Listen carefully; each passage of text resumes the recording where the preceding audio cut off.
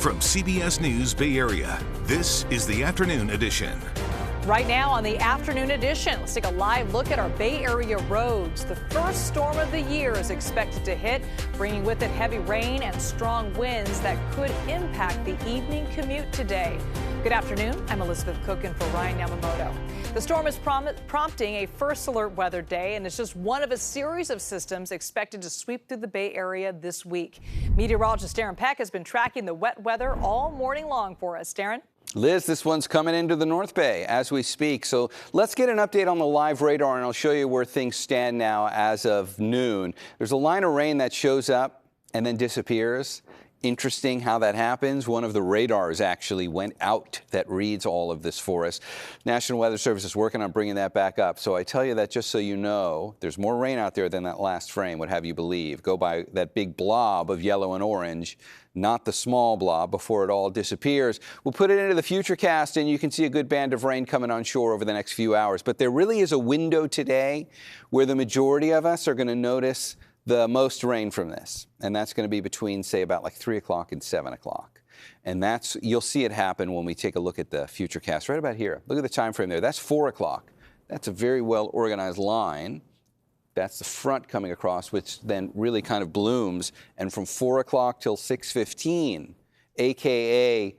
the commute, here we are, it's January 2nd, and people are starting to transition back into normal life again. And just as we get to those hours, like 4 o'clock to 6 o'clock, that's when we're going to see the most widespread steady rain move across the bay. That's the main event for today's first alert issuance. There's more to the system, though. We'll have that, and I'll show you the next chance of rain coming our way for the weekend as well. For now, Liz, back to you. All right, Darren, thanks so much. Well, the state's snowpack is nowhere near last year's historic highs. That's according to the season's first snow survey from the California Department of Water Resources. Today, a crew measured the snow's water content at 6 specific spots near the Sierra at Tahoe Resort. Now, statewide, the snowpack is just 25% of the average to date. This time last year, it was 177% of average. But officials say it is way too early to tell what kind of year we'll probably have. Stay with us for continuing First Alert weather coverage on air, online at KPIX.com, and of course streaming on the free CBS News app. We have an update this afternoon on the partial BART train derailment in the East Bay. Service is back between Rock Ridge and Walnut Creek nearly a day after a train came off the tracks and caught fire. Sean Chitness is in Orinda with the very latest.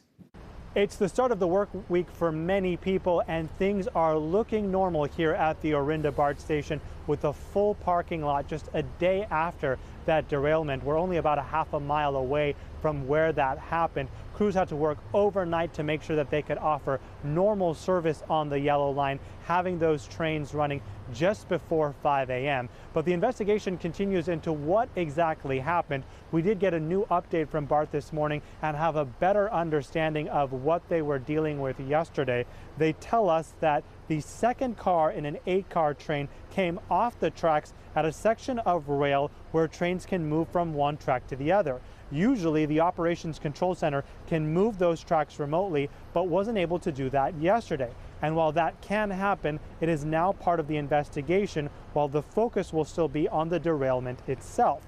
Passengers yesterday said that the train came to an abrupt stop. They heard pops and then saw smoke and flames shooting up from the train. And today we checked in with riders to see how they were feeling a day after. I was worried about today.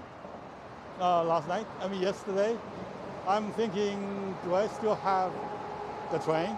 Or I have to wait, take the bus or drive to the work? I was on my way from Vegas, and when I heard about it, I was, oh, okay. And then I saw the news about Japan. I feel like it's a pretty safe commute from wherever I drive from. Now, the derailment happened around 9 a.m. on Monday, and a crane arrived late in the afternoon. They were able to then move the train away from the scene after closing part of the freeway so that the crane could operate safely. Crews had to get on the tracks last night and into this morning to look at the damage, make adjustments and repairs, as well as safety inspections. Now, on a regular Monday morning, we might see 3 times as many passengers on the yellow line. So thankfully, because it was a holiday, they were dealing with a lot less people. Still, 9 people were taken to the hospital. We're told all of them should be okay. 5 members of Japan's Coast Guard are dead after one of its planes collided with a passenger plane on a runway at a Tokyo airport. Japan's transport minister said all 379 people on board the Japan Airlines jet were able to get out safely before it was fully engulfed in flames. Look at that. But on the Coast Guard plane, the pilot was the only one able to escape. Some passengers on the jet took video showing the moments that fire erupted and smoke began to fill the cabin. Another video shows on the tarmac fleeing the plane. This happened at Haneda Airport, one of the busiest airports in Japan. One tourist described the moments after the crash. We heard that big bang, and I turned and I saw that flame that was making a trace.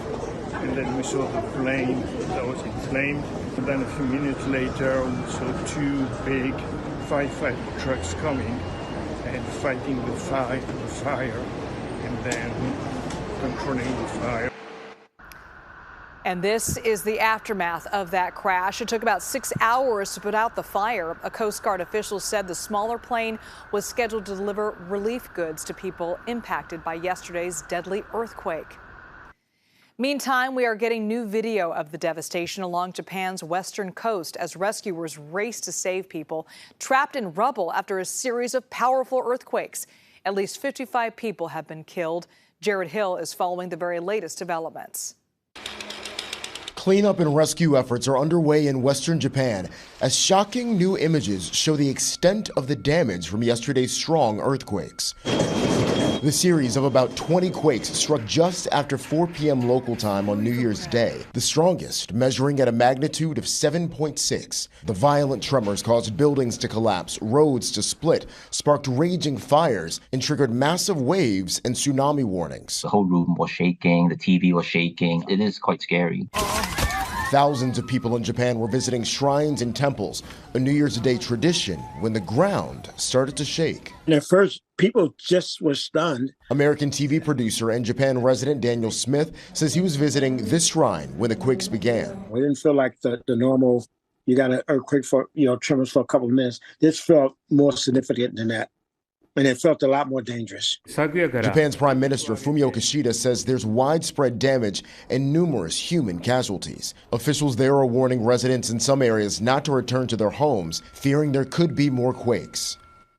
President Biden released a statement last night saying he and the First Lady are praying for the people of Japan who have been impacted by the earthquake. He also said his administration is in touch with Japanese officials and that the U.S. stands ready to provide assistance.